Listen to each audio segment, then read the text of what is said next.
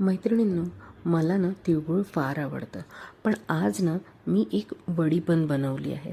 तिळगुळाची वडी आहे. थोडेसे शेंगदाणे पण घातले होते आणि महत्त्वाचं म्हणजे पाक करत बसण्याची खूप अशी झंझट नाही आहे आणि सोपी अशी ही पद्धत आहे. खूप छान पण वडी आहे, तोंडात टाकल्याबरोबर विरघळणारी. चला बनवूया. शेंगदाणे थोडे म्हणजे अर्धा वाटी भाजून घेतले. गार झाल्यावर साल काढून घेतला आणि त्याचा कूट बनवून घेतला आहे. तूप घातलं कढईमध्ये आणि त्यामध्ये किसलेला गूळ घातला आहे. आता या तुपामध्येच हा गूळ पूर्ण विरघळेपर्यंत आपल्याला परतवत राहायचा आहे. पाणी मुळीच घालायचं नाही आहे. त्या तुपावरच हा पातळ होणार आहे गूळ.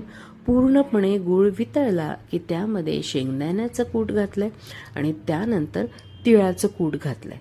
तीळ आधी भाजून घेतलेले होते, त्याचं कूट घातलेलं आहे आणि व्यवस्थित मिक्स करायचं आहे. घट्टसर गोळा लगेच तयार होतो. एका थाळीला किंवा ताटाला तूप लावून घ्यायचं आहे आणि तिथे हे सगळं सारण ओतायचं आणि उलटण्याने किंवा वाटीने थापायचं आहे. खूप जास्त कडक नाही होत हे, त्यामुळे लगेच छानपैकी थापलं जातं.